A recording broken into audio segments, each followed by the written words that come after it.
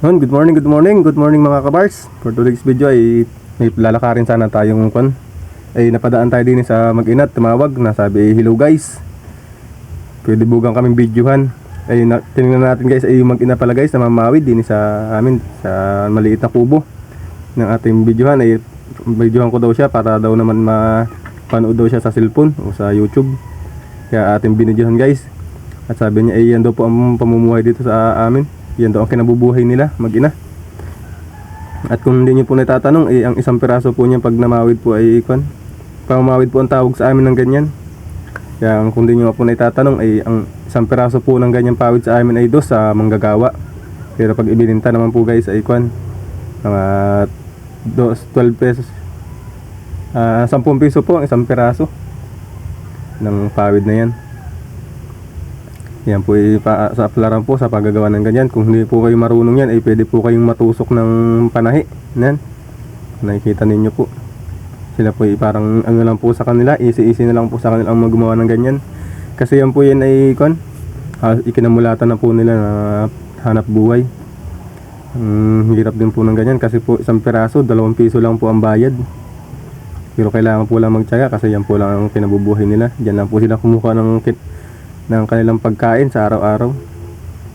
Masama po niyan pag minsan ay wala pa pong papawid kasi po minsan po bihira po yung umuorder, kaya po pag minsan nilang may papawid. Kaya po pag minsan nasa lalao po sila na sa mga loob po ng mga groups, so po may kung ano po pong mga pwedeng makuha doon po na at pwede nilang mapakinabangan. Yan, nakikipagtawanan nga po dyan, nandiyan po kasama po si Mrs. Napadaan niya po kami kasi may lalakarin po sana kami at may kakapulungin. Ay napadaan po kami dyan at sabi nga daw po i-videohan namin sila. Naparinig ko po guys, sabi, hello guys, pwede kang videohan nyo kami din nang kami na may mapanood sa YouTube, sabi. Yung pasama daw naman sila sa aming mga pagbablog. Kaya yan, no choice ay guys, dahil mga ano po natin yan, mga masusungin natin followers o subscribers sa ating nakakaano po natin yan. Isa po sa ating taga-subaybayan ng ating mga nilalapag na video. At kung natatandaan nyo po, ito po nasa kabilang medyo bata-bata pa, yan po yung ating nakakasama natin sa ating mga games natin, sa mga Jack Employee Challenge natin. Yan po yung nakakasama natin. Medyo nahihiya pa nga po siya dyan nung una. Yan, pangiti-ngiti na po siya dyan. Yan po ang kinabubuhay dito sa amin. Gusto ko nga po pala lang i-shoutout yung mga kaibigan ko dyan sa amin sa Pola, Barangay Misong po, lahat ng family Garcia, shoutout po sa inyo.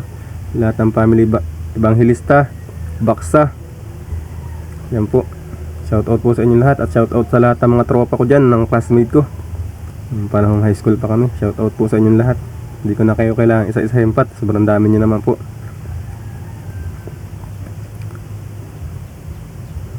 Guys, at kung di nyo po natatanong, yan po yung panahi na yan ay bagin lang na tawagan dito sa amin ay uhay.